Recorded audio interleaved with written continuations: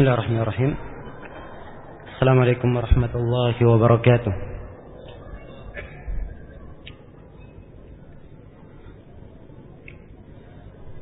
Alhamdulillahi rabbil alamin. Wassalatu wassalamu ala al-mab'uuthi rahmatan lil alamin. Nabiyyina Muhammad wa ala alihi wa sahbihi wa man tabi'ahum bi ihsanin ila yaumiddin, amma ba'd.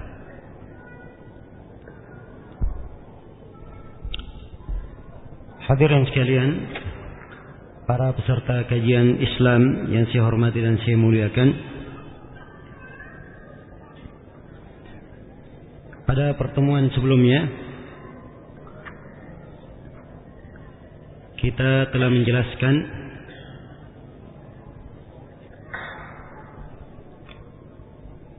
bahwa rukun-rukun Islam ada 5. Juga kita telah mulai menjelaskan rukun Islam yang pertama, yaitu syahadat la ilaha illallah Muhammadar Rasulullah.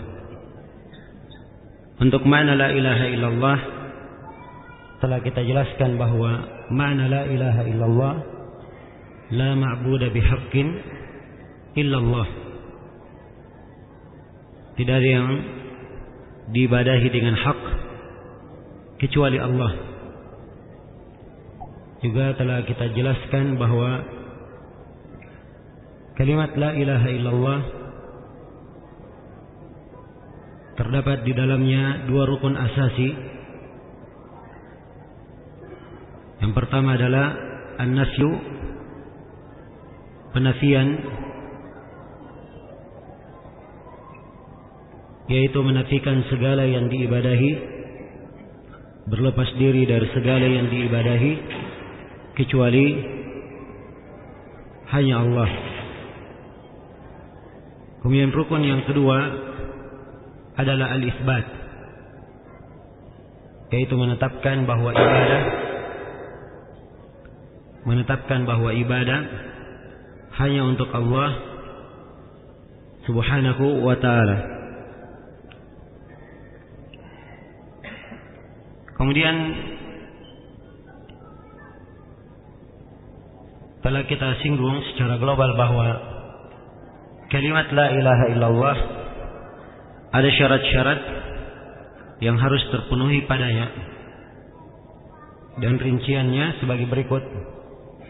Syarat yang pertama, siapa yang mengucapkan la ilaha illallah dia harus memiliki ilmu tentang makna la ilaha illallah. Jadi dia wajib mengetahui apa makna la ilaha illallah, dan tidak boleh dia jahil terhadap kandungan maknanya. Telah kita jelaskan bahwa makna la ilaha illallah la ma'buda bihaqqin illallah. Tiada yang disembah dengan hak kecuali Allah.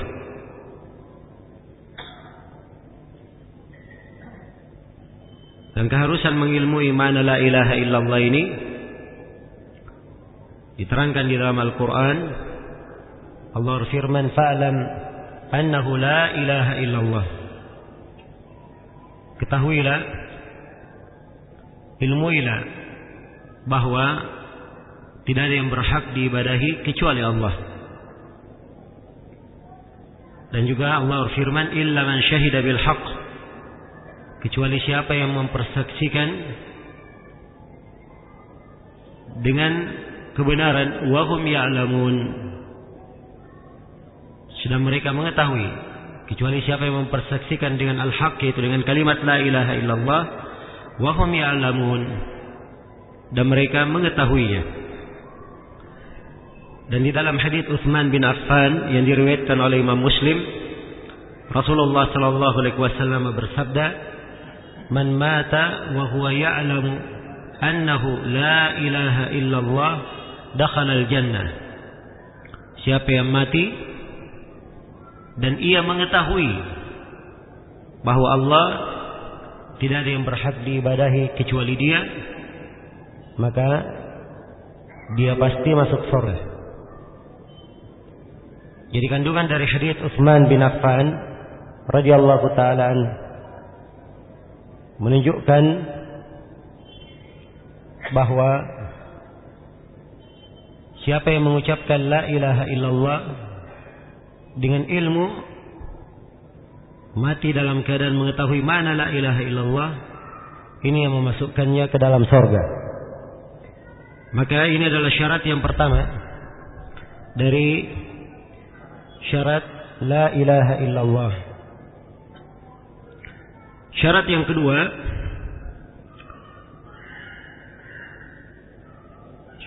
kedua, adalah meyakini kandungan makna la ilaha illallah. Dia wajib meyakininya, tidak boleh ragu di dalamnya. Tidak boleh ragu di dalamnya. Dan keyakinan adalah memastikan hal tersebut secara pasti di dalam dirinya, yang tidak disertai oleh keraguan, tidak disertai oleh kebimbangan. Allah mensyaratkan keyakinan ini di dalam firman-Nya, innamal mu'minuna alladzina amanu billahi wa rasulih thumma lam yartabu. Sungguhnya kaum mukminun itu adalah orang-orang yang beriman kepada Allah dan kepada Rasul-Nya, kemudian mereka tidak ragu. Iya. Dan di dalam hadits Abi Hurairah yang diriwayatkan oleh Imam Al-Bukhari atau Imam Muslim, Rasulullah sallallahu alaihi wasallam bersabda, asyhadu an la ilaha illallah wa anni rasulullah la yalqallaha biha abad ghaira syakin fiha illa dakhala al-jannah. Saya bersaksi tidak ada yang berhak diibadahi kecuali Allah, dan saya adalah Rasul Allah. Ya, Rasulullah bersabda, aku bersaksi tidak ada yang berhak diibadahi kecuali Allah, dan aku adalah Rasul Allah. Tidaklah seorang hamba menghadap kepada Allah dengan kalimat ini, tidak ragu di dalamnya, kecuali dia masuk surga. Dalam sebuah riwayat, mustayqinan biha qalbuh. Iya. Hatinya itu yakin terhadap kandungannya. Maka disyaratkan keyakinan. Ini syarat yang kedua dari syarat la ilaha illallah. Kemudian syarat yang ketiga dari syarat la ilaha illallah adalah seorang hamba ikhlas. Ya, ikhlas di dalam mengimani dan mengucapkan kalimat la ilaha illallah itu. Ikhlas artinya tidak boleh ada bentuk kesyirikan di dalamnya, dan tidak boleh ada riya, tidak boleh ada paksaan. Dia ikhlas di dalam mengucapkan kalimat la ilaha illallah.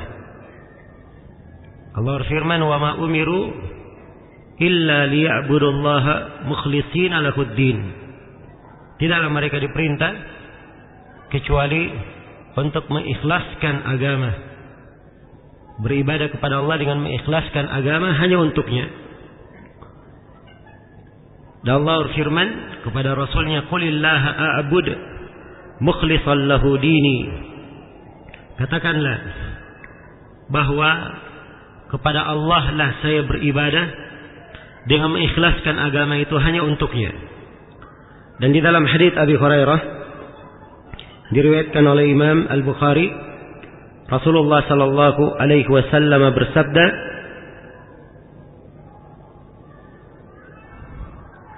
as'adun nasi bi syafaati yaumil qiyamah man qala la ilaha illallah mukhlishan min qalbihi aw min nafsihi. Manusia yang paling berbahagia mendapat syafaatku pada hari kiamat adalah siapa yang mengucapkan la ilaha illallah ikhlas dari hatinya atau dari dirinya. Maka disyaratkan keikhlasan. Kemudian syarat yang keempat dari syarat la ilaha illallah, ia jujur dalam mengucapkan kalimat la ilaha illallah. Ada kejujuran di dalam dada, kejujuran di dalam pengamalan, kejujuran yang tidak terlihat padanya kedustaan. Tidak terlihat padanya kedustaan. Tidak seperti kaum munafikin yang mereka zahirnya mengucapkan la ilaha illallah, tapi batin mereka mendustakan dan perbuatan mereka mendustakan apa yang mereka ucapkan. Iya. Maka diharuskan ada kejujuran di dalam hadits yang diriwayatkan oleh Imam Al-Bukhari dan Imam Muslim. Rasulullah sallallahu alaihi wasallam bersabda, "Ma min ahadin yashhadu an la ilaha illallah wa anna Muhammadan abduhu wa rasuluh sidqan min qalbihi illa harramallahu 'alan nar." Tidak seorang pun yang bersaksi la ilaha illallah, tidak ada yang berhak diibadahi kecuali Allah, wa anna Muhammadan abduhu wa rasuluh, dan Nabi Muhammad adalah hamba dan Rasul Allah, sidqan min qalbihi, jujur dari hatinya, dia mengucapkannya jujur dari hatinya, illa harramahu Allahu 'alan nar, kecuali Allah haramkan ia masuk ke dalam neraka. Allah haramkan ia terhadap neraka. Maka ini syarat yang keempat, kejujuran yang berseberangan dengan mana kedustaan. Tidak ada kedustaan di dalamnya. Syarat yang kelima dari syarat la ilaha illallah adalah kecintaan terhadap kalimat la ilaha illallah. Kecintaan terhadap kandungan dan maknanya, dan kecintaan kepada orang yang mengucapkannya. Kecintaan terhadap orang yang mengucapkannya, berkomitmen dengan makna la ilaha illallah. Iya. Jadi kecintaan ini adalah kecintaan yang tidak diwarnai dengan kebencian. Sebab kebencian itu artinya bertentangan, menyelisihi makna kecintaan. Dan ini ciri seorang mukmin cinta kepada kandungan la ilaha illallah. Allah berfirman, "Wa minan nasi may yattakhidhu min dunillahi andada yuhibbunakum ka hubbillah." Di antara manusia ada yang menjadikan untuk Allah tandingan-tandingan. Mereka mencintai sekutu-sekutu itu ka hubbillah, seperti mereka mencintai Allah. Kemudian Allah terangkan, "Walladzina amanu asyaddu hubban lillah." Adapun orang-orang yang beriman, mereka lebih cinta kepada Allah. Mereka lebih cinta kepada Allah. Maka diharuskan ada kecintaan. Ini syarat yang kelima. Syarat yang keenam adalah al-inqiyad, terikat dengan makna la ilaha illallah dan kandungannya. Seorang mukmin merasa terikat dengan kandungan dan konsekuensi dari kalimat la ilaha illallah. Iya. Sehingga tidak mungkin dia meninggalkan la ilaha illallah. Dia selalu terikat dengannya. Selalu terikat dengannya. Dan ini ciri seorang mukmin. Allah Subhanahu wa taala berfirman, "Wa may yu'min billah faqad istamsaka bil urwatil wuthqa. Wa may yu'min billahi wa yakfur bit taghuti faqad istamsaka bil urwatil wuthqa." Maka sungguh dia telah berpegang teguh dengan tali yang sangat kuat. Dan juga Allah Subhanahu wa taala berfirman, "Wa man ahsanu dinan mimman aslama wajhahu lillahi wa huwa muhsin. Siapa yang lebih baik agamanya dari orang yang mengikhlaskan atau orang yang menyerahkan wajahnya kepada Allah. Wa huwa muhsin, menunjukkan keterikatan terhadap kandungan dan makna la ilaha illallah, terikat dengan konsekuensi la ilaha illallah, apakah itu berupa perintah maupun larangan. Iya. Kemudian syarat yang ketujuh adalah al-qabul, ia menerima kalimat la ilaha illallah, tidak menolak. Yang menerima kalimat la ilaha illallah dengan hatinya, dia ucapkan dengan lisannya, diamalkan dengan anggota tubuhnya, tidak tergambar darinya suatu penolakan apapun terhadap kalimat itu. Iya.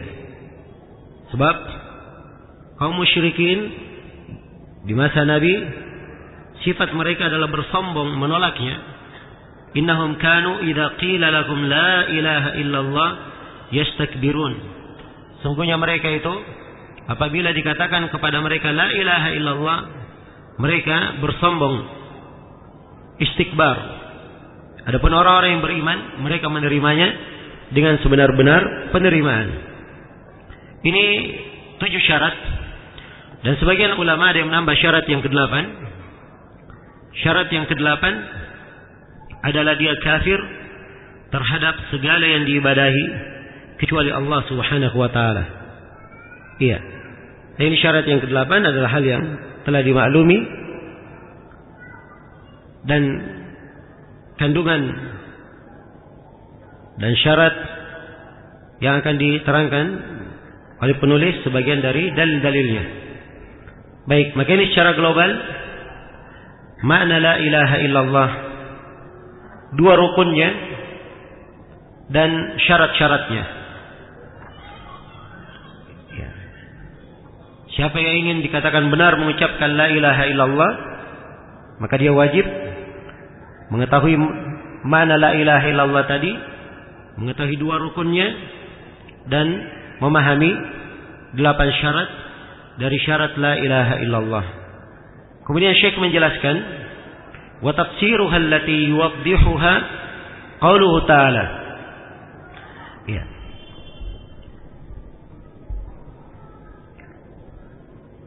Di buku panduan yang dipegang oleh hadirin di halaman 46, dan tafsir kalimat la ilaha illallah yang menjelaskannya, penafsirannya yang menjelaskannya lebih menegaskan makna la ilaha illallah adalah firman Allah Ta'ala, wa idh qala Ibrahim li abihi wa qaumihi innani bara'un mimma ta'budun illa alladhi fatarani fa innahu sayahdin wa ja'alaha kalimatan baqiyatan fi 'aqibihi la'allahum yarji'un. Ya.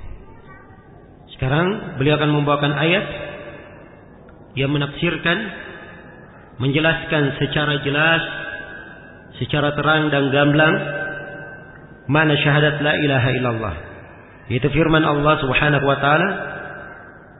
Allah berfirman, wa idh qala Ibrahim, dan ingatlah ketika Imam ahli tauhid Nabi Ibrahim alaihi salam berkata kepada ayahnya, wa qaumihi, dan berkata kepada kaumnya.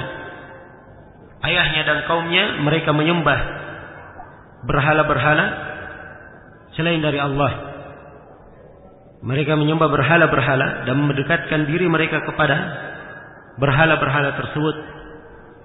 Maka Nabi Ibrahim berkata kepada ayahnya dan kepada kaumnya, innani bara'um mimma ta'budun, sesungguhnya saya berlepas diri dari apa yang kalian ibadahi. Saya berlepas diri, yaitu saya benci dan saya memusuhi kalian terhadap apa yang kalian ibadahi. Illa alladhi fatarani, ya, kecuali Allah yang fatarani, yang menciptakanku. sini beliau singgung fatarani,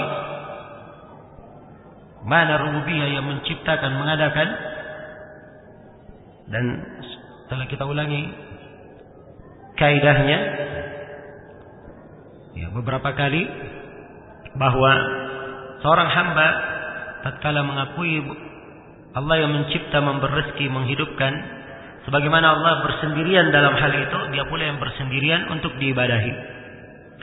Illa alladhi fatarani, kecuali yang menciptakanku, fa innahu sayahdin, karena Allah akan memberikan hidayah kepadaku, menunjuki saya kepada agama yang teguh, jalan yang lurus ya, dengan ilmu dan dengan amalan.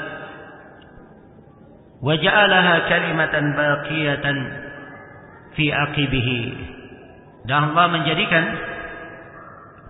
kalimat tauhid ini, kalimat tauhid yang disebutkan oleh Nabi Ibrahim ini sebagai kalimat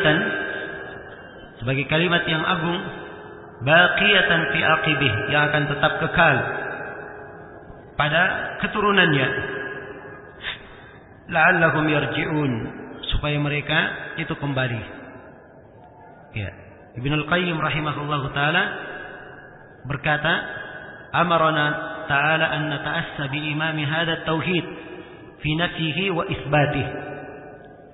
Komentari ayat, Ibnul Qayyim berkata, Allah memerintah kita untuk mencontoh imam ahli tauhid ini, mencontoh Nabi Ibrahim pada penafian beliau berlepas diri kepada siapa segala yang diibadahi kecuali Allah, wa isbatihi, dan penetapan Nabi Ibrahim bahwa beliau hanya beriman kepada Allah yang menciptakannya.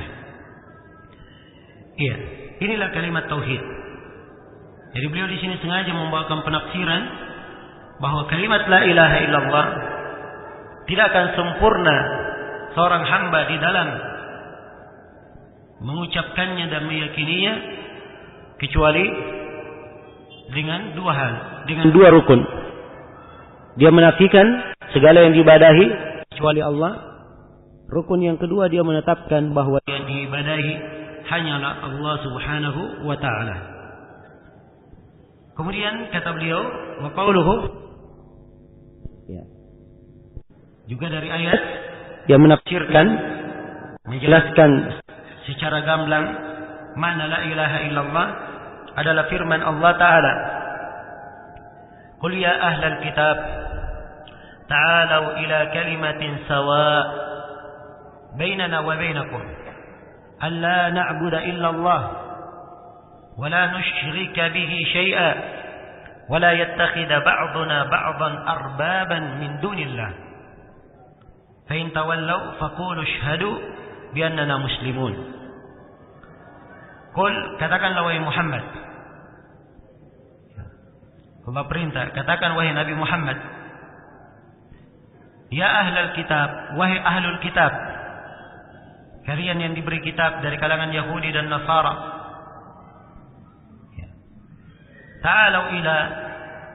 ta'alau kemarilah kalian ila kalimatin sawa, kepada satu kalimat, sawa'in bainana wa bainakum, kalimat yang adil, pertengahan antara kami dan antara kalian. Ya. Sebab kalimat tauhid ini tidak ada perselisihan antara para rasul. Semua kitab yang Allah turunkan menjelaskannya. Ya. Maka marilah kalian kepada sebuah kalimat yang adil, pertengahan antara kami dan antara kalian. Apa itu? Kalimatnya alla na'budu illallah. Tidak boleh kita beribadah kecuali hanya kepada Allah. Wala nusyrika bihi syai'an, dan tidak boleh kita mempersekutukan Allah dengan sesuatu apapun. Ya. Sesuatu apapun. Apakah itu berhala, patung, salib maupun yang lainnya. Bahkan kita memurnikan ibadah hanya kepada Allah. Wala yattakhidhu ba'duna ba'dan arbaban min dunillah, dan tidak boleh sebagian dari kita menaati sebagian yang lain, sehingga seakan-akan menjadikannya sebagai rob-rob, sembahan-sembahan selain daripada Allah. Ya, jadi ini seruan kalimat tauhid, seruan kalimat al-adl, kalimat keadilan antara seluruh umat yang didakwakan oleh setiap nabi dan diterangkan oleh setiap kitab yang Allah turunkan. Kandungannya tidak boleh beribadah kecuali hanya kepada Allah, tidak boleh berbuat kesyirikan, dan tidak boleh sebagian dari kita menjadikan sebagian yang lainnya sebagai yang dia sembah, yang dia ibadahi. Ini kandungan makna la ilaha illallah sangat jelas dari ayat. Ayat-ayat yang seperti ini sangat banyak dalam Al-Quran. Ya. Kalau kita baca ayat yang menjelaskan 10 hak. Hak yang paling pertama adalah wa'budullaha wa la tusyriku bihi syai'an. Beribadahlah kalian kepada Allah dan jangan kalian mempersekutukannya dengan suatu apapun. Ini makna la ilaha illallah. Demikian pula ayat di surah Al-Isra, penjelasan kewajiban dan larangan yang wajib ditinggalkan. Allah memulai dengan firman-Nya, wa qadha rabbuka alla ta'budu illa iyyah. Dan Rabbmu memutuskan tidak boleh kalian beribadah kecuali hanya kepadanya. Iya. Maka ini adalah makna yang sangat jelas sekali di dalam Al-Quran. Ayat-ayat yang sangat banyak menerangkan makna kalimat la ilaha illallah. Baik, maka sampai sini selesai sudah kita menjelaskan makna kalimat la ilaha illallah. Kemudian Syekh rahimahullah masuk menjelaskan syahadat Muhammad Rasulullah. Kata beliau, wa dalilu syahadati anna Muhammadan Rasulullah qauluhu ta'ala laqad ja'akum rasulun min anfusikum azizun 'alaihi ma 'anittum harisun 'alaikum bil mu'minina raufur rahim. Dan dalil syahadat bahwa Nabi Muhammad adalah Rasul Allah, dalilnya adalah firman Allah Subhanahu wa taala, telah datang kepada kalian seorang rasul dari diri-diri kalian. Ya. Itu dari jenis kalian. Kalian mengenal nasabnya, mengenal kejujurannya. Dia manusia seperti kalian, bukan dari malaikat, bukan dari jin. Telah datang kepada kalian seorang rasul dari diri-diri kalian. Azizun 'alaihi ma 'anittum. Ya, berat baginya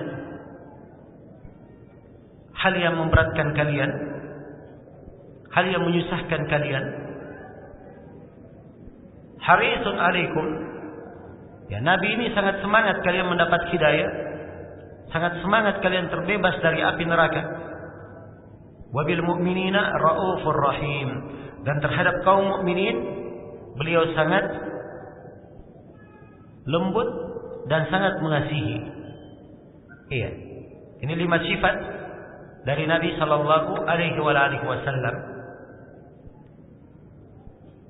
diterangkan di dalam ayat ini. Baik. Maka ini dalil bahwa Nabi Muhammad sallallahu alaihi wasallam adalah Rasul Allah. Dalil bahwa dia adalah Rasulullah. Setelah menjelaskan ya, bahwa beliau adalah dalil, beliau adalah Rasul Allah, telah menjelaskan hal ini, maka Syekh di sini masuk menjelaskan makna dari syahadat. Makna dari syahadat Muhammad Rasulullah. Ya, konsekuensi dari syahadat tersebut. Kata beliau, wa ma'na syahadati anna Muhammadan Rasulullah ta'atuhu fima amar wa tasdiquhu fima akhbar wa jitinabu ma anhu naha wa zajar wa an la yu'bada Allah illa bima syara'. Kata beliau, dan makna syahadat Muhammad Rasulullah Ya.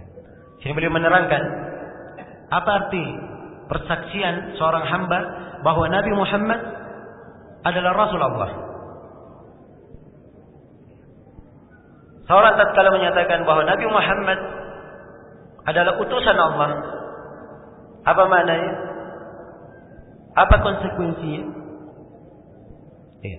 Ini akan diterangkan oleh penulis, dan keterangan beliau ini banyak dari manusia yang mengucapkan syahadat ini tidak mengetahuinya. Maka Syekh menjelaskan, ya makna syahadat Muhammad Rasulullah ada 4 konsekuensi terkandung di dalamnya. Yang pertama, ta'atuhu fima amar, taat kepada beliau pada apa yang beliau perintah. Jadi kalau kita akui beliau adalah Rasul Allah, maka kita wajib untuk menaati beliau pada segala yang beliau perintah. Allah Subhanahu wa taala telah mewajibkan kita mengikuti perintah Rasulullah dan taat kepada beliau pada segala yang beliau perintah. Dan perintah taat kepada Nabi dalam Al-Quran lebih dari 33 tempat di dalam Al-Quranul Karim. Dan Allah telah memposisikan ketaatan kepada Rasulnya sama halnya dengan ketaatan kepada Allah. Allah berfirman di dalam Al-Quran, "May yuti'ir rasula faqad ata'a Allah."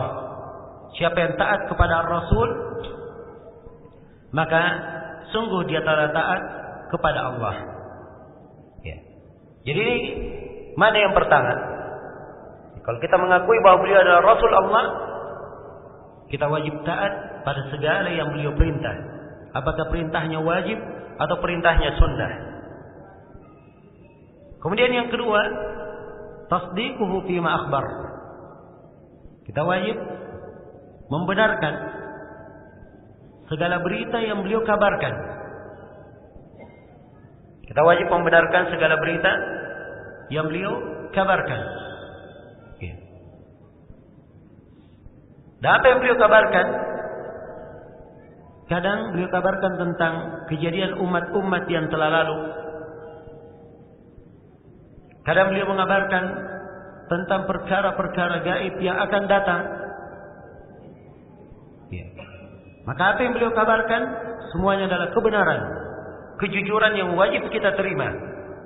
Karena Nabi tidak pernah berucap dari dirinya. Yang beliau ucapkan adalah wahyu yang Allah berikan kepadanya. Allah berfirman, "Wa ma yantiqu 'anil hawa in huwa illa wahyu yuha." Beliau tidak pernah berucap dari hawa nafsunya. Yang beliau ucapkan adalah wahyu yang diwahyukan kepada beliau. Ya. Maka kita wajib menaati beliau atau membenarkan beliau pada segala yang beliau perintahkan. Ya. Dan ini dua dasar pokok dalam keimanan kepada Rasul sallallahu alaihi wasallam. Hal yang membenarkan syahadat. Kata Ibnu Al-Qayyim rahimahullah, al-imanu yarji'u ila aslaini. Keimanan kembali kepada dua landasan utama, dua dasar pokok. Ta'atir Rasul fima amar wa tasdiquhu atau wa tasdiqihi fima akhbar. Iman itu kembali kepada dua dasar pokok. Yang pertama, dia taat kepada Rasul pada segala yang beliau perintah, dan yang kedua adalah ia membenarkan Rasulullah sallallahu alaihi wasallam pada segala yang beliau beritakan. Kemudian yang ketiga, dari kandungan makna syahadat Muhammad Rasulullah, seorang yang bersaksi bahwa Nabi Muhammad adalah Rasul Allah, ijtinabu ma'an hunaha wa zajar. Dia wajib meninggalkan segala perkara yang dilarang oleh Rasulullah SAW dan segala perkara yang dihardik oleh beliau, diperingatkan untuk tidak didekati. Ya. Allah berfirman, "Wa ma ataakumur rasulu fakhudhuhu wa ma nahakum anhu fantahu." Apa yang dibawa oleh Rasul, maka terimalah dia. Apa yang dilarang oleh Rasul, maka tinggalkanlah dia. Dan di dalam hadis Abu Hurairah yang diriwayatkan oleh Imam Al-Bukhari dan Imam Muslim, Rasulullah sallallahu alaihi wasallam bersabda, "Ma nahaitukum anhu fajtanibuh, Wa idza amartukum bi syai'in fa'tu minhu mastata'tum. Apa yang saya melarang kalian darinya, tinggalkanlah. Dan apa yang saya memerintah kalian dengannya, lakukanlah perintah itu sesuai dengan kemampuan kalian. Iya. Maka semakin seorang hamba itu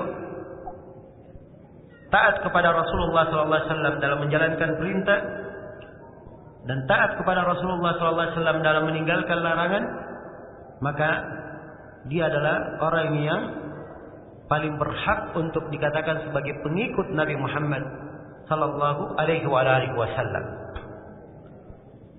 Kemudian yang keempat dari kandungan makna syahadat anna Muhammadar Rasulullah, alla yu'badallahu illa bima syara'.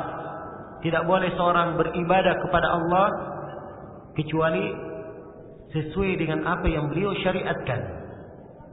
Kalau memang kita akui bahwa beliau adalah Rasul Allah, perantara antara kita dan antara Allah, berarti tidak ada jalan bagi kita menuju kepada Allah, menegakkan ibadah kepada Allah. Tidak ada jalan bagi kita kecuali melalui perantara Rasulullah SAW. Karena itu tidak boleh kita melakukan ibadah apapun kecuali di atas tuntunan dan syariat Rasulullah sallallahu alaihi wasallam. Iya. Karena itu Nabi sallallahu alaihi wasallam bersabda, "Man 'amila 'amalan laisa alaihi amruna fa huwa raddun." Siapa yang beramal dengan sebuah amalan tidak dibangun di atas tuntunan kami, maka amalan tersebut adalah amalan yang tertolak. Imam Az-Zuhri berkata, "Minallahi ar-risalah wa 'ala ar-rasuli al-balagh wa 'alaina at-taslim." Ar-risalah datangnya dari Allah.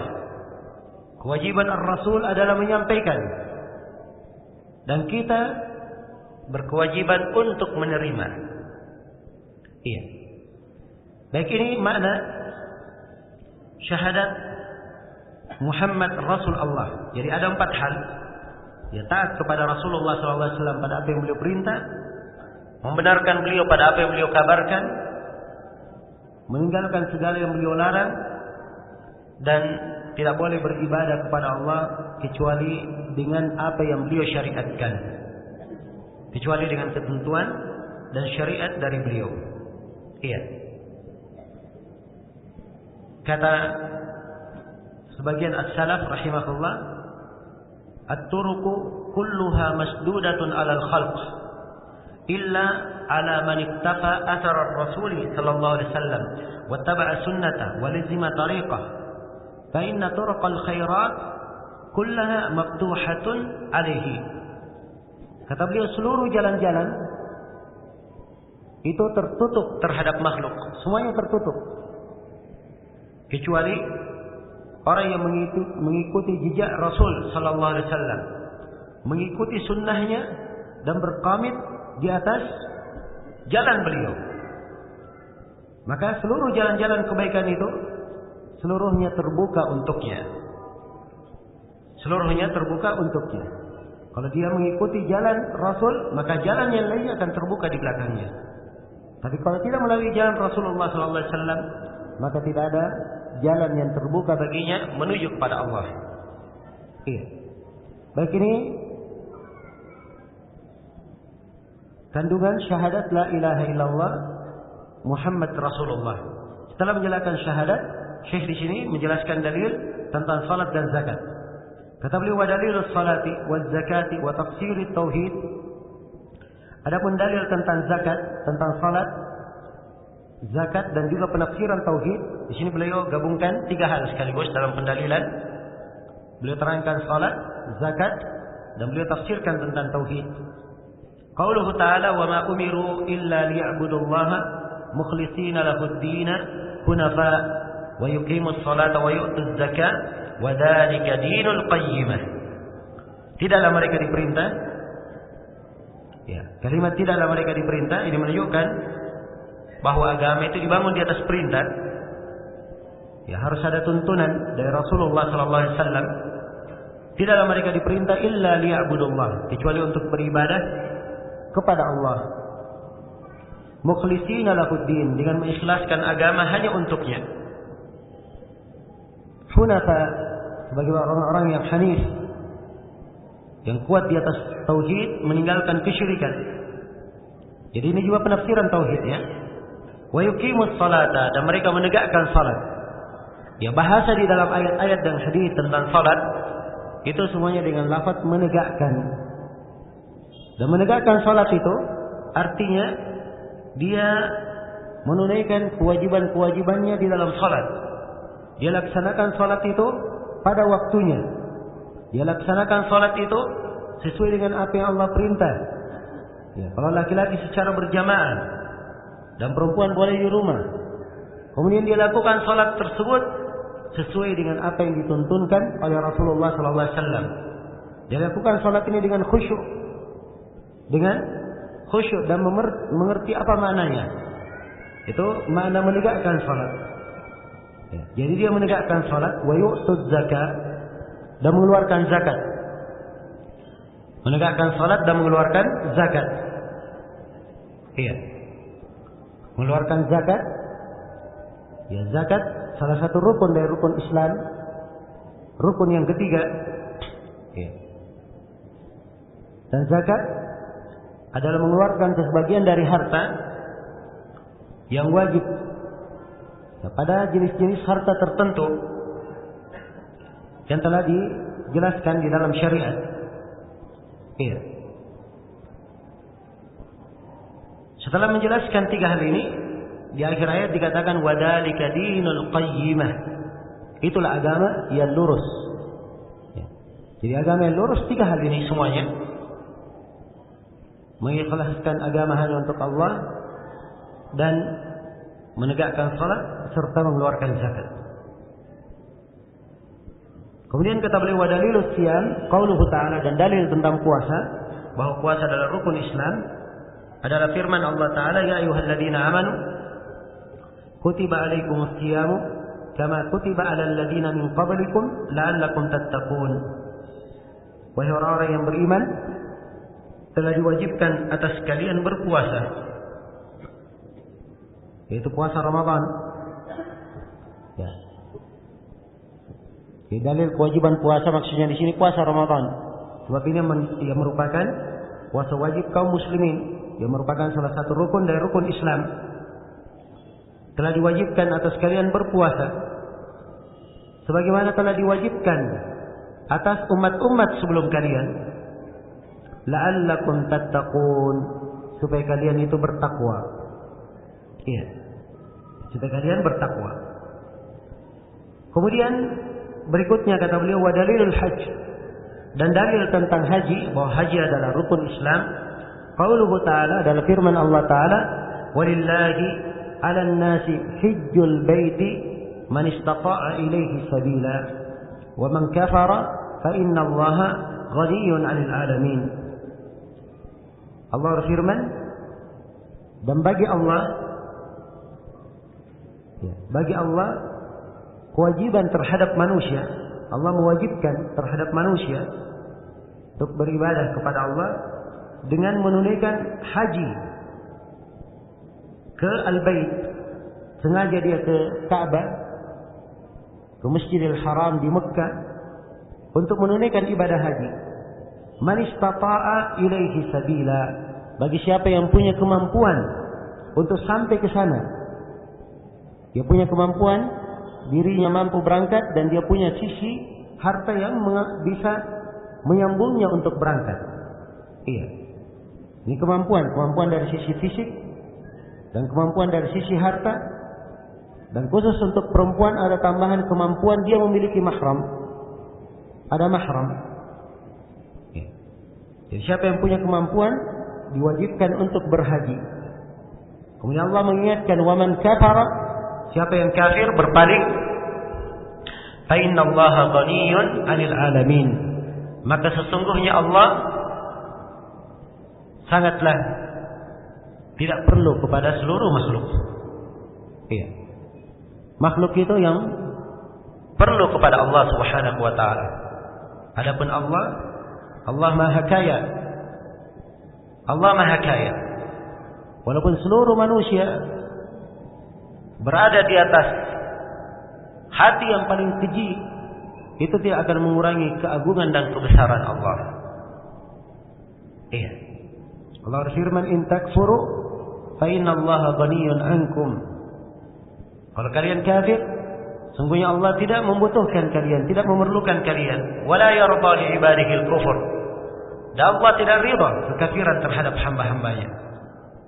Wa in tashkuru yardahu lakum. Kalau kalian bersyukur, Allah ridha untuk kalian. Dan juga Allah firman, "Ya ayuhan nas, antumul fuqara'u ila Allah, wallahu huwal ghaniyyul hamid." Wahai sekalian manusia, kalian adalah orang-orang yang fakir kepada Allah. Adapun Allah, Dia Maha Kaya lagi Maha Terpuji. Iya. Baik. Jadi di sini beliau uraikan dalil-dalil tentang 5 rukun Islam. Adapun salat, zakat, puasa dan haji, ini rukun. Ya. Ada yang sebagiannya harus kita pelajari secara terperinci, misalnya salat. Ya, untuk menegakkan salat kita harus mempelajari bagaimana tata cara berwudu. Ya, sebab salah satu syarat salat adalah berwudu. Dia juga wajib mempelajari tentang waktu-waktu salat dan wajib mempelajari bagaimana sifat dan tata cara salat Rasulullah sallallahu alaihi wasallam. Iya. Zakat, pada saat dia punya masuk ke dalam golongan orang yang berharta, maka dia wajib mempelajari hukum seputar zakat. Pada harta apa saja yang diwajibkan zakat, kapan zakat itu dikeluarkan, berapa dari zakat yang dikeluarkan. Demikian pula puasa, pada saat bulan Ramadan datang, seorang wajib berpuasa, maka seorang muslim dan muslimah wajib mempelajari fikih puasa yang menyebabkan puasanya benar. Ya, ini kadar kewajiban yang wajib dia pelajari. Kemudian yang kelima, pada saat dia memiliki kemampuan untuk menunaikan ibadah haji, maka dia wajib mempelajari hukum-hukum seputar haji. Hukum-hukum seputar haji. Ya, ini 5 rukun dari rukun Islam. Dengan demikian selesailah penjelasan tingkatan yang pertama dari tingkat agama kita, yaitu tingkat keislaman. Ya, sekali lagi, keislaman terdapat di dalamnya berapa rukun? Ada 5. Yang pertama syahadat, la ilaha illallah Muhammadar Rasulullah. Yang kedua, menegakkan salat. Yang ketiga, mengeluarkan zakat. Yang keempat, berpuasa di bulan Ramadan. Yang kelima, haji bagi siapa yang mampu. Ini rukun Islam. Kemudian Syekh menjelaskan tingkatan yang kedua dalam agama. Kata beliau, al-martabah ats-tsaniyah, tingkatan yang kedua al-iman. Tingkatan yang kedua adalah keimanan. Wa huwa bid'un wa sab'una syu'bah. Dan iman itu bid'un wa sab'una syu'bah. Ada 73 sampai 79 cabang. Kata bid'ah itu angka 3 sampai 9. Angka 3 sampai 9. Ya, kalau 3 sampai 9 diletakkan setelah 70, berarti 73 sampai 79 cabang. Ya. Fa'alaha qawlu la ilaha illallah wa adnaha imatatul adha 'anil tariq wal haya'u syu'batun minal iman. Ya. Sekarang beliau terangkan iman yang merupakan tingkatan kedua. Iman itu secara bahasa adalah al-iqrar. Adalah al-iqrar wa tasdiq. Dia membenarkan dan mempercayai. Membenarkan dan mempercayai. Ini makna iman secara bahasa. Dan secara istilah iman, ya, adalah al-qaulu bil lisani wal i'tiqadu bil janani wal amalu bil jawarihi wal arkan.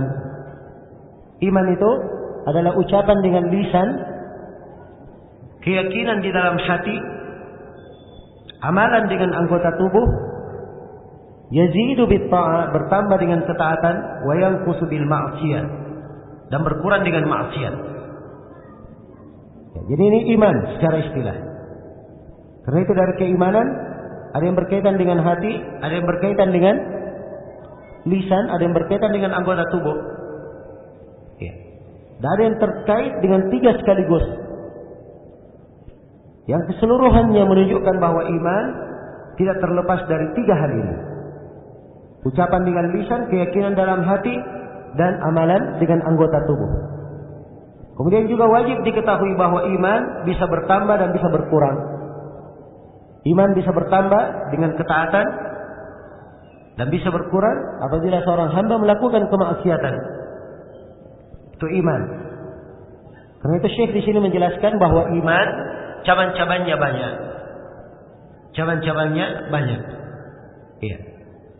Dan ini di dalam sebagian ayat Al-Quran digambarkan, walladzina jahadu fina lanahdiyannahum subulana. Orang-orang yang bersungguh-sungguh di jalan kami, atau orang-orang yang bersungguh-sungguh pada kami akan tunjukkan kepadanya jalan-jalan kami. Dibentuk jamak jalan-jalan sebab pintu-pintu ketaatan itu banyak. Cabang-cabang keimanan beraneka ragam. Ya, adapun Islam itu sendiri cuma satu, tapi dalam Islam banyak pintu ketaatan, banyak cabang keimanan. Jelas ya? Iya.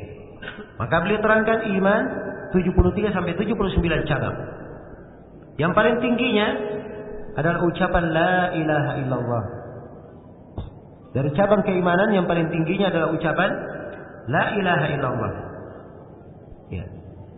Yang paling rendah, yang paling bawah dari tingkat keimanan adalah menyingkirkan gangguan dari jalan. Kalau misalnya seorang berjalan, ada gangguan di jalan, kerikil misalnya, atau ada duri, ya, ada kaca, dia singkirkan, maka ini amalan ketaatan, bagian dari keimanan. Bagian dari keimanan. Dan ini tingkat terbawah dari tingkat-tingkat keimanan, dari cabang-cabang keimanan. Iya. Baik. Wal haya'u syu'batun minal iman, dan rasa malu itu adalah cabang dari keimanan. Ya, di sini Syekh memberi 3 contoh ya. Dan 3 contoh ini beliau ambil dari hadis. Ya. Beliau ambil dalam hadis. Ya. Sebab Nabi bersabda dalam hadis Abu Hurairah, riwayat Bukhari dan Muslim, ya. Al-imanu bid'un wa sab'una syu'bah. Iman itu 73 sampai 79 cabang. Iya. Fa'alaha qaulu la ilaha illallah. Yang paling tingginya ucapan la ilaha illallah. Itulah tadi kita katakan bahwa iman ucapan dengan lisan. Ucapan dengan apa? Lisan. Paling tingginya ucapan la ilaha illallah. Wa adnaha imatatul ada anit tariq. Paling rendahnya adalah menyingkirkan gangguan dari jalan. Itu yang paling rendah, paling bawah. Ya. Dan ini amalan. Karena itu kita katakan tadi bahwa iman amalan dengan apa? Anggota tubuh. Dan rasa malu adalah bagian dari keimanan. Rasa malu itu amalan hati. Rasa malu letaknya di dalam hati. Letaknya di dalam hati. Ya. Nampak pengaruhnya di tubuh dan di gerakan. Kalau seorang memiliki rasa malu, maka kadang terlihat ya pada wajahnya kemerahan, atau terlihat pada tingkah lakunya.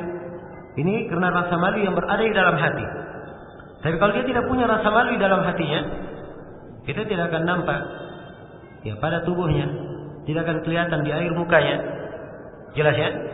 Karena rasa malu bagian dan amalan hati. Baik. Jadi inilah yang disebut dengan nama keimanan. Ya. Kemudian Syekh menjelaskan bahwa iman ini ada 6 rukun-rukunnya. Kata beliau arkanuhu sittah. Dan rukun iman ada 6. Rukun iman ada 6. Yang pertama, tu'mina billah wa malaikatihi wa kutubihi wa rusulihi wal yawmil akhir wa tu'mina bil qadari khairihi wa syarrihi. Ya. Rukun iman ada 6. Yang pertama, engkau beriman kepada Allah. Yang kedua, engkau beriman kepada para malaikat. Yang ketiga, engkau beriman kepada kitab-kitabnya. Yang keempat, engkau beriman kepada para rasulnya. Yang kelima, engkau beriman kepada hari akhirat. Dan yang keenam, engkau beriman kepada takdir yang baik dan yang buruknya. Beriman kepada takdir yang baik dan yang buruknya. Iya. Jadi ini 6 rukun dari rukun apa? Dari rukun iman. Yang pertama, beriman kepada Allah.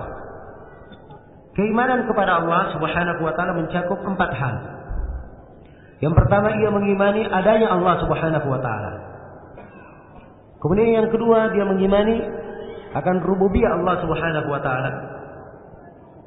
Dialah Allah yang berhak yang bersendirian dalam mencipta, menghidupkan, mematikan, memberi rezeki dan mengatur segala perkara.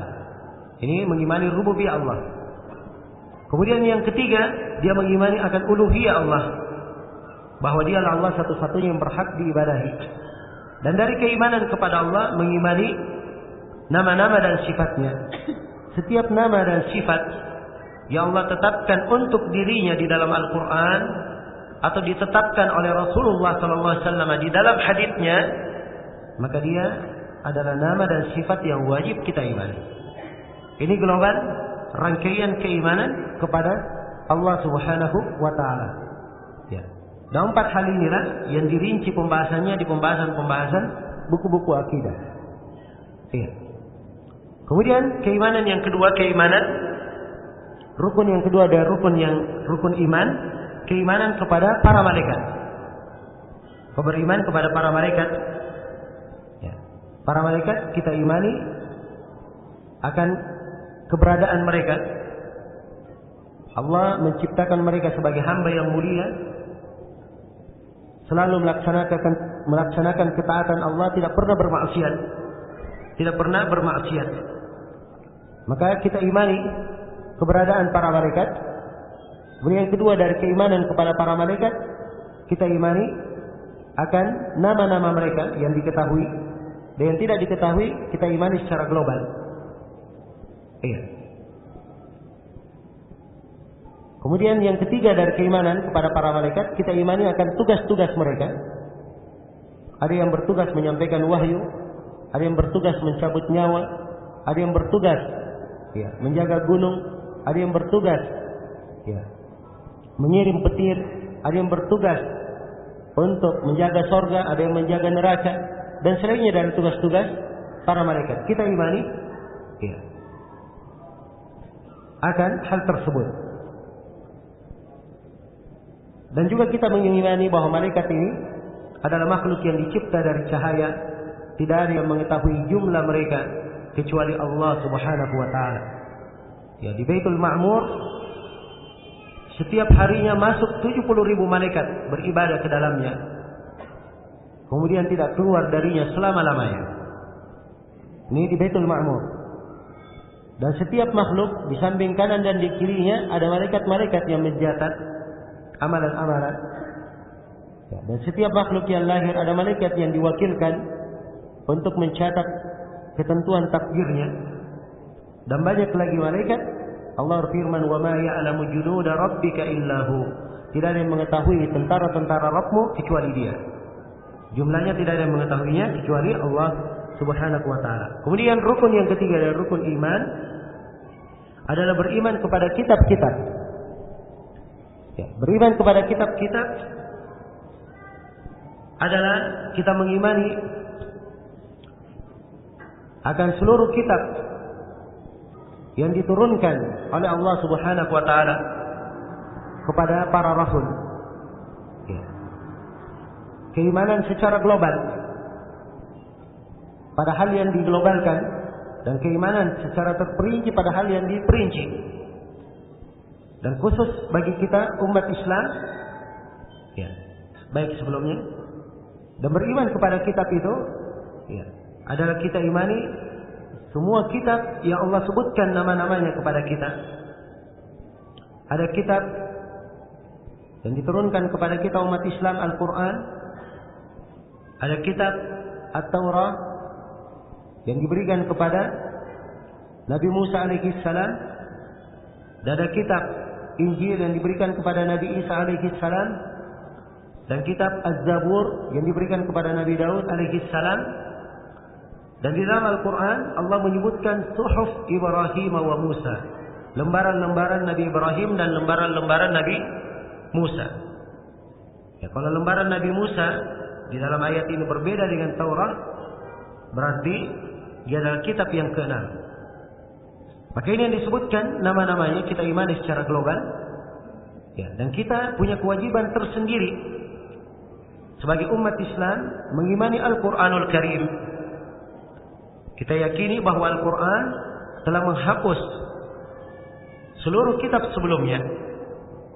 Wa muhaiminan alaihi, dan Al-Quran itu telah muhaimin, berkuasa menghapuskan seluruh kandungan atau seluruh kitab sebelumnya. Dan kandungan yang terdapat pada seluruh kitab sebelumnya ada di dalam Al-Quran. Dan dari keimanan kepada Alkitab, kita tidak boleh berhukum kecuali dengan hukum Al-Quran itu sendiri. Allah firman, "Fa in tanaza'tum fi syai'in farudduhu ila Allahi war rasuli in kuntum tu'minuna billahi wal yawmil akhir." Kalau kalian berselisih pada suatu apapun, maka kembalikanlah kepada Allah dan Rasulnya. Dikembalikan kepada Allah yaitu dikembalikan kepada Al-Quran. Dikembalikan kepada Rasulnya yaitu dikembalikan kepada sunnahnya. Kalau memang kalian beriman kepada Allah dan hari akhirat. Baik, ini secara global penjelasan keimanan kepada kitab-kitab. Kemudian rukun yang keempat dari rukun iman adalah warusulihi, keimanan kepada para rasul. Keimanan kepada para rasul. Iya. Maka kewajiban kita adalah mengimani keberadaan, mengimani seluruh rasul yang Allah Subhanahu wa taala utus kepada kita. Yang Allah utus di atas muka bumi ini. Kita imani secara global. Iya. Akan setiap perkara yang dibawa oleh para rasul alaihi wassalatu wassalam.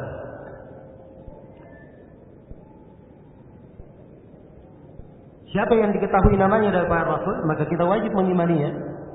Dan dalam Al-Quranul Karim, Allah Subhanahu wa taala menyebutkan 25 nama nabi. Ya, termasuk Nabi Adam. Walaupun Nabi Adam beliau nabi saja dan bukan rasul. Ya.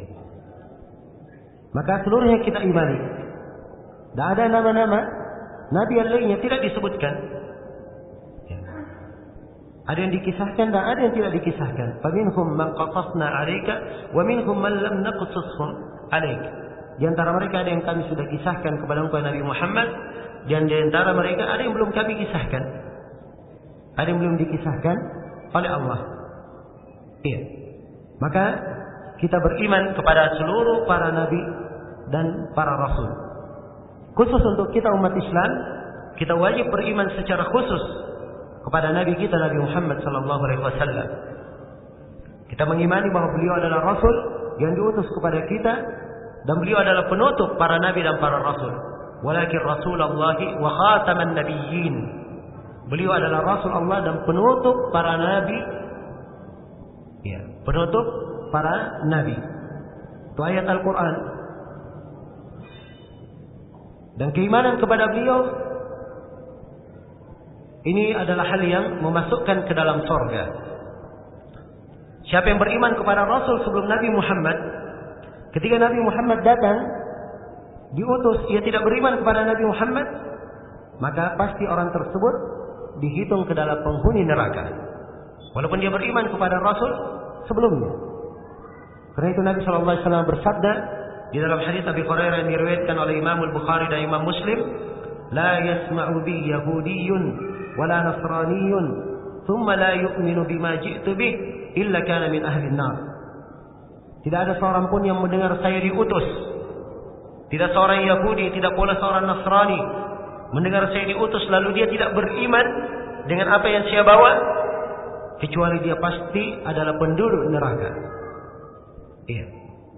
Kemudian dari keimanan kepada Rasul, kafir kepada satu orang Rasul, itu artinya kafir kepada seluruh Nabi dan Rasul. Ya. Karena itu kalau kita baca di kisah-kisah para umat-umat para Nabi, satu umat yang mendustakan Rasul dikatakan mendustakan seluruh Rasul. Kadzabat qaum Nuhinil mursalin misalnya. Ya, sungguhnya kaum Nabi Nuh mendustakan para Rasul. Disebut para Rasul, padahal Nabi yang diutus kepada kaum Nabi Nuh cuma satu, yaitu Nabi Nuh alaihi salam. Tapi dianggap mendustakan seluruh para rasul. Karena mendustakan seorang rasul itu artinya mendustakan seluruh para rasul. Karena itu umat Islam hendaknya memahami fikih ini. Dan di masa ini banyak dari manusia yang ingin menjelekkan para nabi dan para rasul. Sebagian dari mereka ada yang menghinakan para nabi dan para rasul. Ya telah dimaklumi ya beberapa kejadian di tahun-tahun belakangan, peristiwa-peristiwa, ada yang membuat karikatur Nabi Shallallahu Alaihi Wasallam. Ya, ini dimaklumi dari akhlak orang-orang kafir dari kalangan Yahudi dan Nasara itu dari zaman dahulu. Maka kalau adanya hal tersebut saat ini bukan hal yang mengherankan. Tapi yang mengherankan adalah seorang Muslim yang mengaku umat Islam, dia membuat karikatur tentang Nabi Isa alaihi salam. Itu yang mengherankan sebenarnya. Ya, sebab seorang Muslim, ya, dia beriman kepada seluruh Nabi dan Rasul. Sebagaimana Nabi Muhammad tidak boleh diperlakukan seperti itu, Nabi Isa juga tidak boleh diperlakukan seperti itu.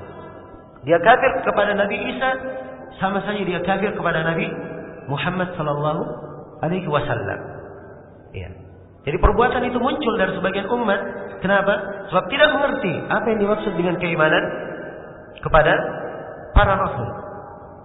Maka wajib mengimani segala yang dibawa oleh para rasul. Dan kita umat Islam ada keimanan khusus untuk Nabi kita Nabi Muhammad sallallahu alaihi wasallam. Beliau adalah penutup para nabi dan para rasul. Wajib kita imani, ya. Dan seterusnya dari hak-hak yang berkaitan dengan beliau. Baik, selesai di sini penjelasan global seputar rukun iman yang keempat, yaitu keimanan kepada para rasul. Rukun iman yang kelima adalah keimanan kepada hari akhirat. Ya. Hari akhirat maksudnya hari yang akan menyusul nanti, hari yang akan datang. Karena itu disebut akhirat sebab ada yang awal yaitu kehidupan dunia dan ada yang di akhir yaitu akhirat. Ya. Disebut juga hari kiamat. Ya, sebab manusia akan dihancurkan kemudian akan dibangkitkan kembali. Karena itu disebut hari kiamat. Disebutkan as-sa'ah, hari saat, karena itu adalah saat dikumpulkannya seluruh manusia. Ya.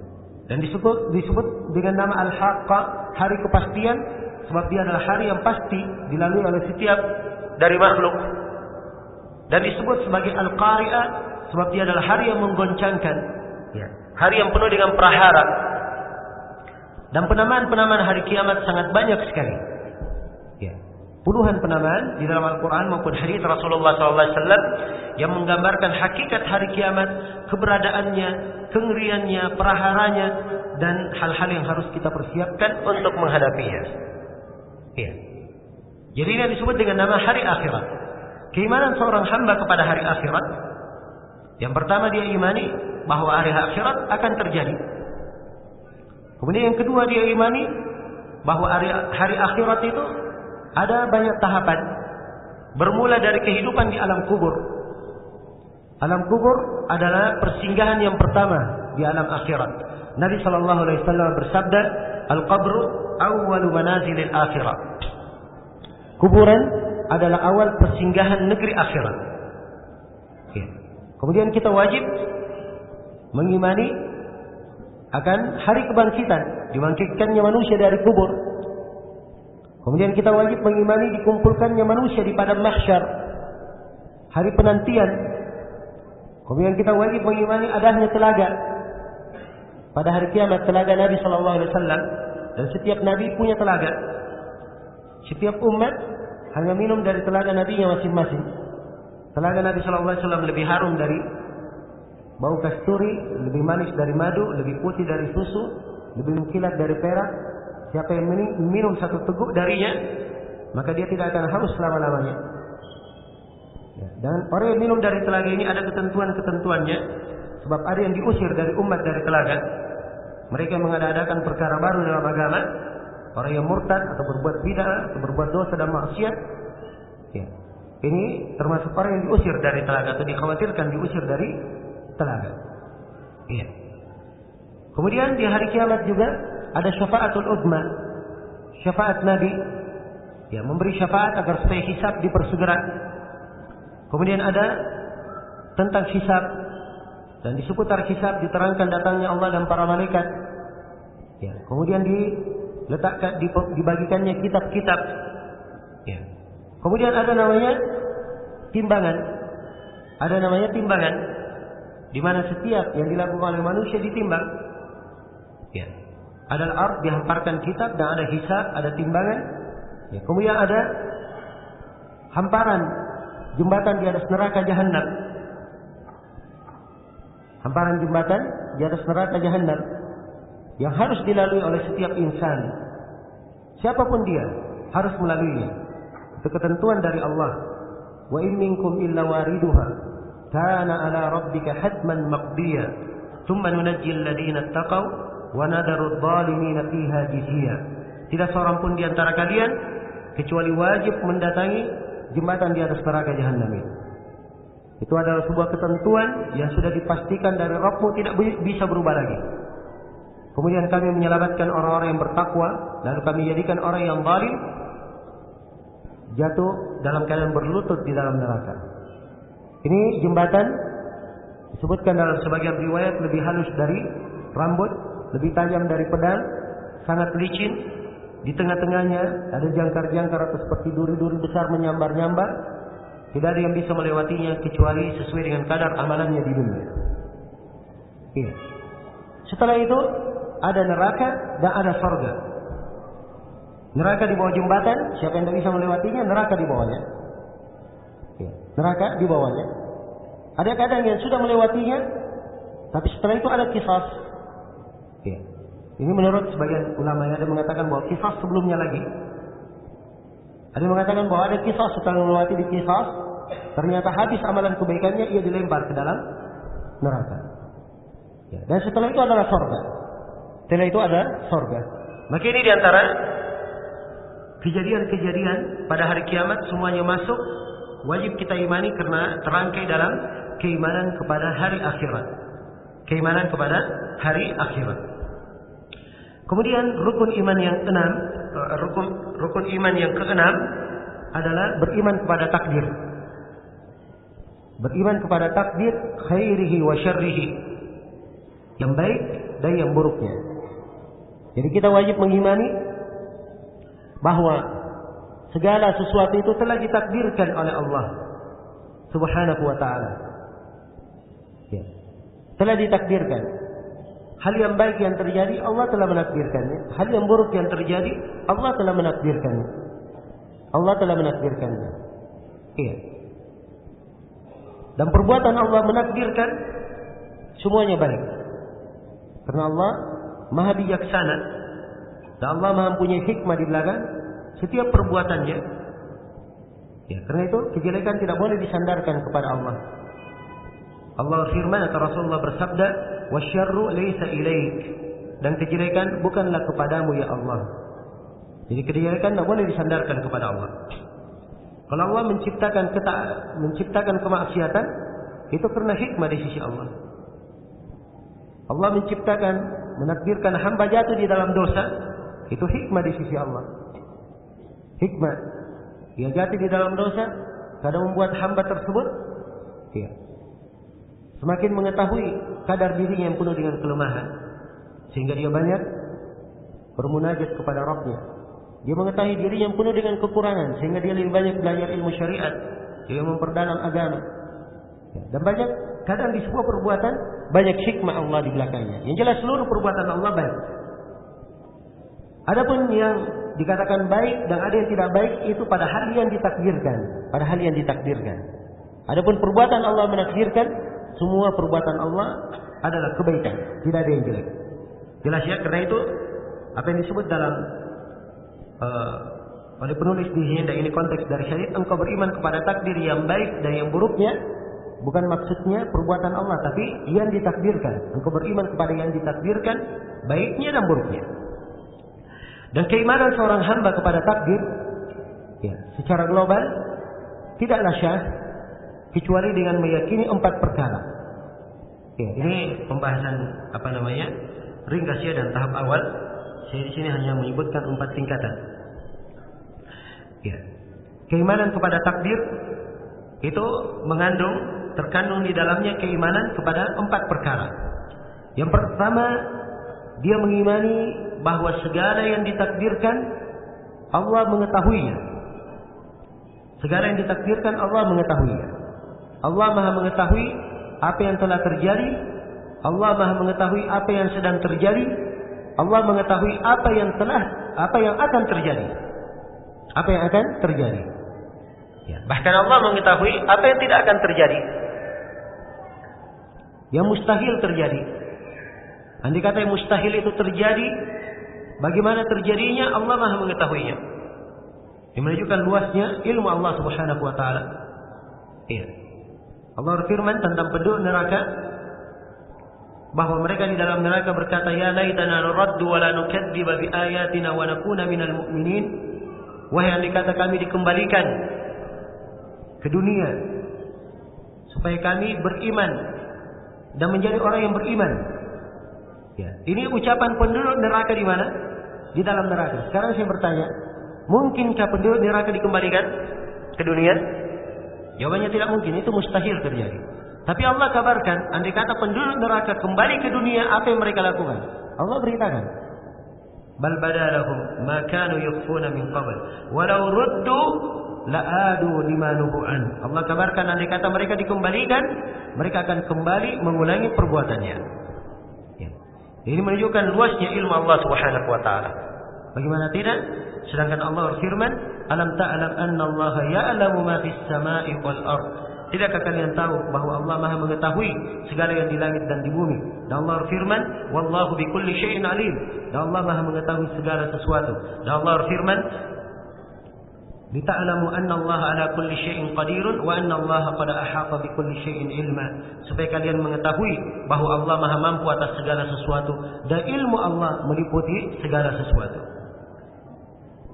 Hal yang kedua yang wajib diimani bagi seorang hamba yang beriman kepada takdir, dia wajib mengimani bahwa seluruh yang ditakdirkan telah tercatat di Lauhul Mahfuz. Telah tercatat di Al-Lauh Al-Mahfuz.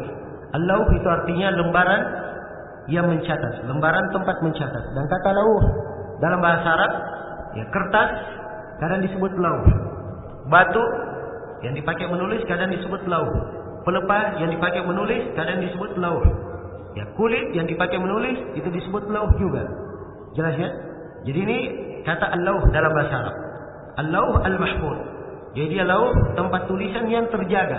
Sebab di Lauhul Mahfuz ini telah tercatat seluruh perkara yang ditakdirkan. Seluruh hal yang ditakdirkan. Ya, Allah Subhanahu wa taala berfirman, "Wa kulla syai'in ahsaynahu fi imamin mubin." Segala sesuatu kami telah catat dengan sangat detail di kitab yang sangat terang. Di kitab yang sangat terang. Jadi semuanya tercatat di Lauhul Mahfuz. Dan di dalam hadis Abdullah bin Amr bin Auf yang diriwayatkan oleh Imam Muslim, Rasulullah sallallahu alaihi wasallam bersabda, "Inna Allah kataba maqadir al-khalaiq. Inna Allah kataba maqadir al-khalaiq qabla an yakhluqa as-samawati wal ardi bi 50,000 sana wa kana arshuhu 'ala al-ma'." Sesungguhnya Allah Subhanahu wa taala telah mencatat, telah menulis seluruh takdir makhluk 50.000 tahun sebelum diciptakannya langit dan bumi. Sudah tercatat seluruh takdir-takdir itu. Ya, jelas ya?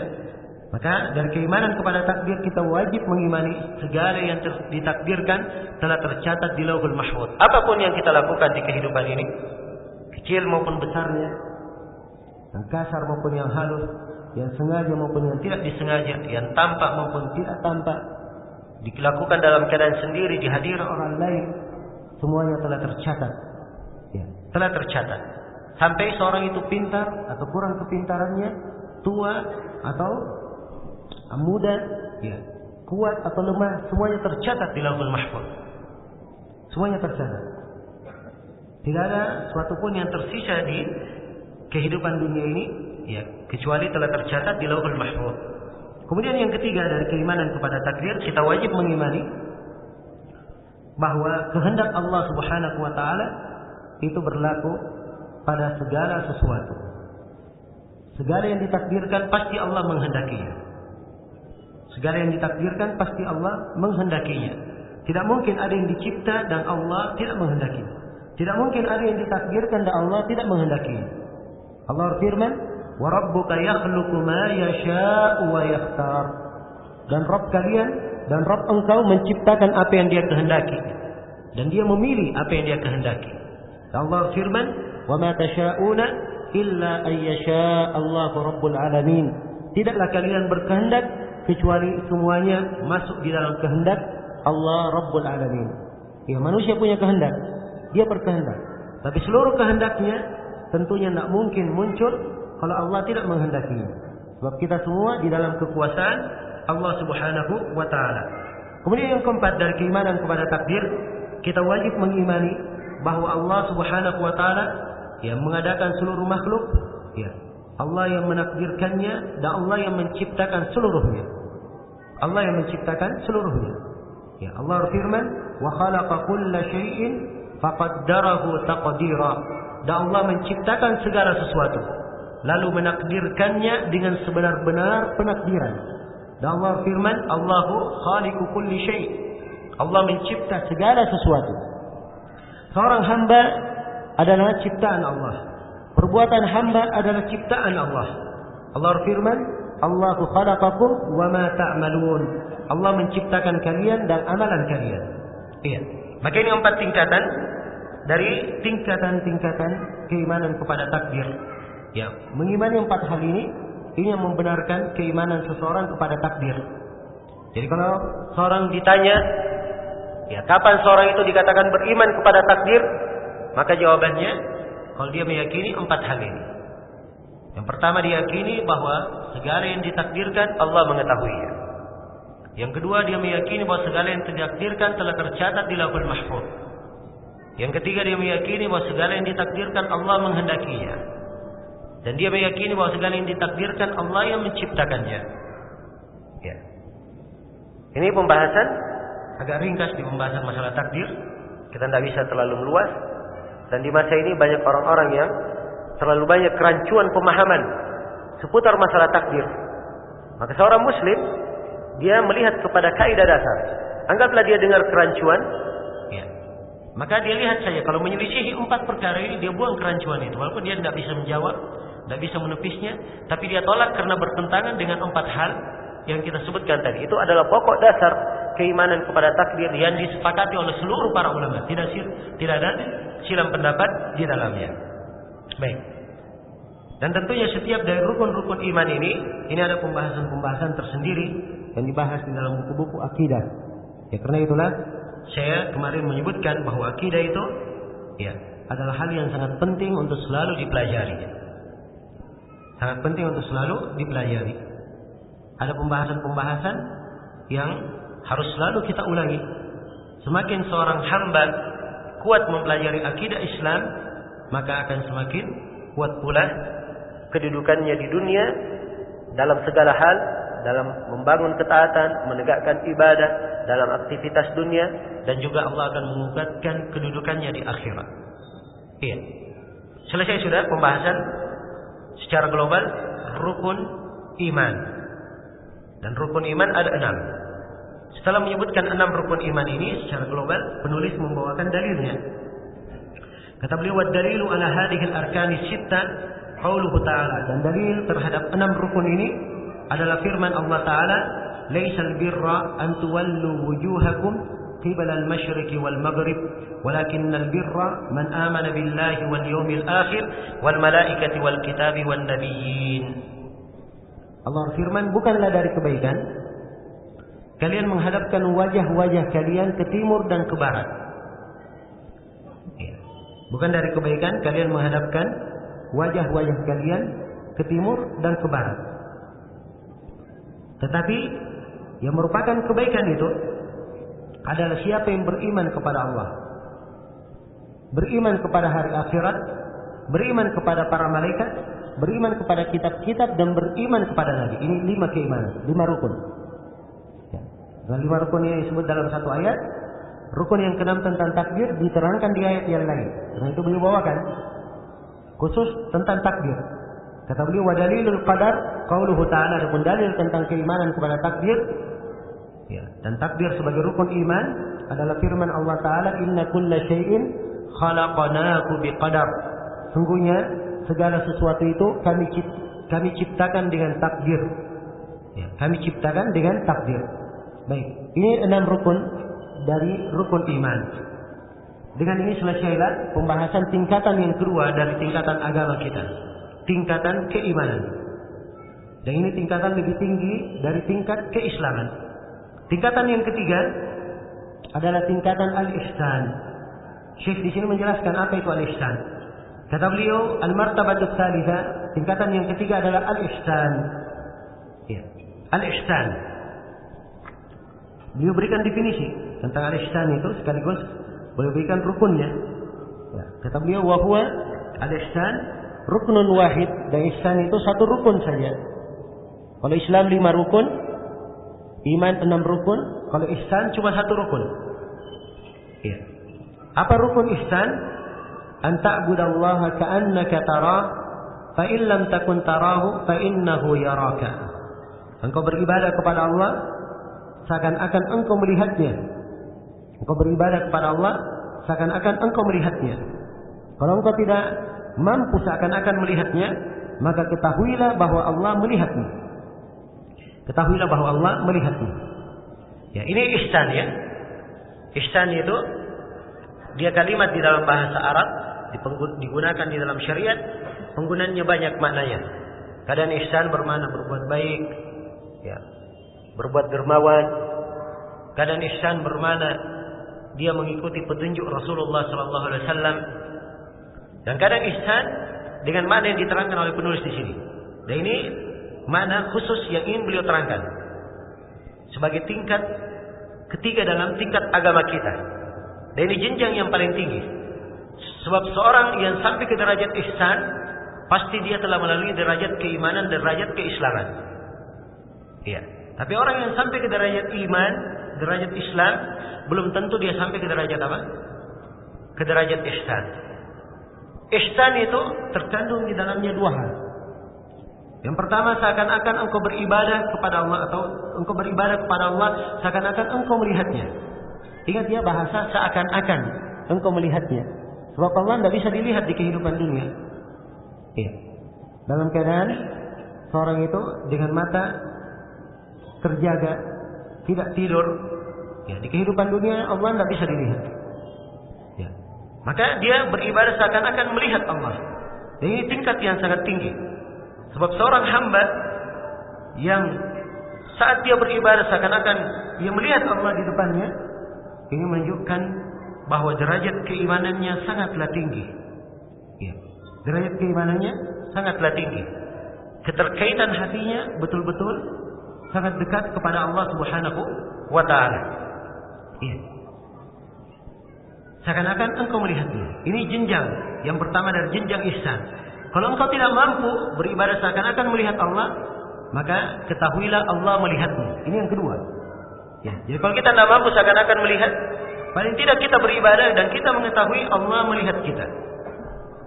Allah melihat kita. Iya. Jelas ya? Seorang mengetahui bahwa Allah melihatnya.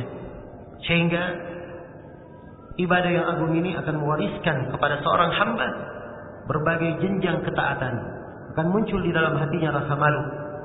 Ya. Ia malu menganggur, malu tidak beramal sebab Allah memperhatikannya.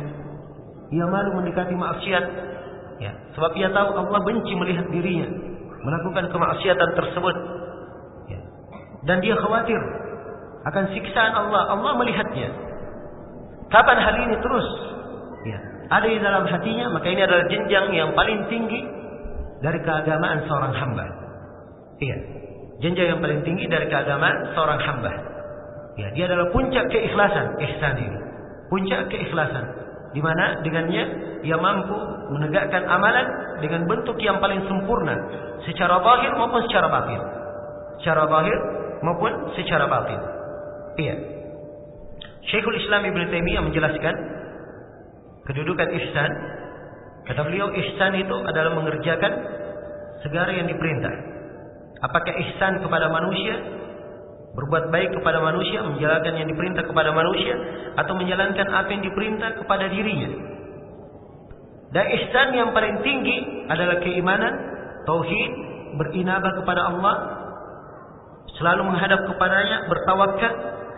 Dia beribadah kepada Allah seakan-akan dia melihatnya, penuh mengagungkannya, sangat memandang wibawa kepadanya dengan penuh rasa malu, penuh cinta kepada Allah dan penuh rasa takut. Inilah kedudukan ihsan. Ya, perhatikan ya, bagaimana ihsan ini mencakup berbagai jenjang ibadah di dalamnya. Iya. Maka ihsan adalah derajat yang paling tinggi dari derajat keagamaan seorang hamba. Iya. Dan tentunya seorang tidak akan sampai ke derajat ini kecuali dengan amalan dan upaya. Dia harus lewati jenjang keislaman, keimanan, kemudian sampai ke derajat apa? Ke derajat ihsan. Karena itu para nabi dan para rasul, para sahabat dan orang-orang yang salih, di dalam kehidupan mereka terus mereka beramal, beribadah untuk mencapai jenjang ini. Dalilnya tentang ihsan, kata beliau, dalilu qauluhu ta'ala, dalilnya adalah firman Allah Ta'ala, innallaha ma'al ladzina taqaw wal ladzina hum muhsinun. Sesungguhnya Allah bersama orang-orang yang bertakwa dan bersama orang-orang yang selalu berlaku ihsan. Perhatikan ya, kalimat sungguhnya Allah bersama orang-orang yang bertakwa. Dan sifat ketakwaan ini dikhususkan dengan sifat mereka ini terus berada di tingkatan ihsan, di keadaan ihsan. Dan perhatikan kebersamaan Allah, ini kebersamaan khusus. Kebersamaan bukan bermakna kebersamaan umum. Kalau saat ini kita semuanya bersama Allah, dalam artian kebersamaan umum, Allah melihat kita, mengetahui apa yang kita kerjakan, mengawasi segala gerak-gerik kita. Ini kebersamaan umum namanya. Tapi yang disebut di dalam ayat innallaha ma'al ladzina taqaw, sungguhnya Allah bersama orang yang bertakwa dan selalu di atas derajat ihsan. Ini kebersamaan khusus, yaitu Allah sangat memperhatikan hamba. Sangat memperhatikan hamba, menolong hamba pada setiap masalah yang dia hadapi, memberikan hamba pada setiap perkara yang dia perlukan, menjaga hamba dari setiap bahaya yang mengancamnya, dan menghidupkan hamba ini dengan kehidupan yang baik. Ini makna kebersamaan khusus. Dan ini hanya didapatkan untuk orang yang bertakwa dalam tahap yang diterangkan di dalam ayat, selalu berlaku ihsan. Dia menyembah kepada Allah seakan-akan ia melihatnya. Kalau dia tidak mampu, ia tahu bahwa Allah melihatnya. Allah melihatnya. Iya. Dan memang kedudukan dan keutamaan itu bukan angan-angan. Seorang hanya berhayal, berangan-angan ingin mendapatkan tanpa ada amalan. Harus ada amalan. Harus ada upaya yang ditegakkan oleh seorang hamba. Harus ada ia melatih diri. Melewati jenjang-jenjang peribadatan. Dan inilah tugas kehidupan, tugas umur. Kalau umur yang tidak dihabiskan untuk hal itu, maka sangatlah merugi kehidupan kita di dunia ini dan tidak ada bekal yang baik untuk kita tatkala kita menghadap kepada Allah Subhanahu wa taala kelak di kemudian hari. Baik, selesai di sini Syekh menjelaskan dalil tentang ihsan. Baik, masih ada dalil lainnya. Beliau terangkan di sini ayat yang kedua tentang ihsan. Ayat yang kedua itu wa qauluhu, dan firman Allah Taala, wa tawakkal 'alal 'azizir rahim. Dan bertawakkallah kepada Allah yang Maha perkasa lagi Maha mengasihi. Alladzi yaraka hina taqum. Yang melihat engkau ketika engkau sedang berdiri. Wa taqallubaka fis sajidin. Dan melihat engkau pada saat engkau berbolak-balik dalam keadaan sujud. Innahu huwas samiul alim. Sungguhnya Allah Maha mendengar lagi Maha melihat. Perhatikan ya. Ini jenjang yang sangat tinggi. Ditekankan dalam mana ayat. Dan ini perintah Allah kepada Rasulnya. Tawakkal kamu ya Nabi Muhammad kepada Allah. Dan Allah Maha Aziz, Maha Perkasa. Segala kekuasaan, segala perlindungan, segala penguasaan kepada makhluk semuanya milik Allah. Dan Maha Rahim, semua rahmat adalah milik Allah. Tawakkallah kepada Allah. Ya Allah melihat engkau. Ditanamkan kepada nabinya derajat ihsan. Melihat engkau tatkala engkau berdiri dan berbolak-balik bersama orang-orang yang sujud. Sungguhnya Allah Maha mendengar segala yang kau minta, segala yang kau doakan, dan Allah Maha mengetahui apa yang kalian kerjakan. Ya. Wa qawluhu, dan juga ayat yang ketiga menjelaskan derajat ihsan. Wa ma takunu fi sya'nin wa ma tatlu minhu min Qur'anin wa la ta'maluna min amalin illa kunna 'alaikum syuhudan id tufiduna fihi al-ayat. Ya. Allah berfirman, tidaklah engkau berada dalam suatu urusan dan tidaklah engkau membaca ayat dari Al-Quran dan tidaklah engkau beramal dengan amalan apapun kecuali kami pasti menyaksikan kalian saat kalian masuk di dalam amalan itu. Iya. Maka ini derajat ihsan yang hendaknya selalu tertanam di dalam diri. Dan sekali lagi ini adalah jenjang yang paling tinggi dari jenjang peribadatan.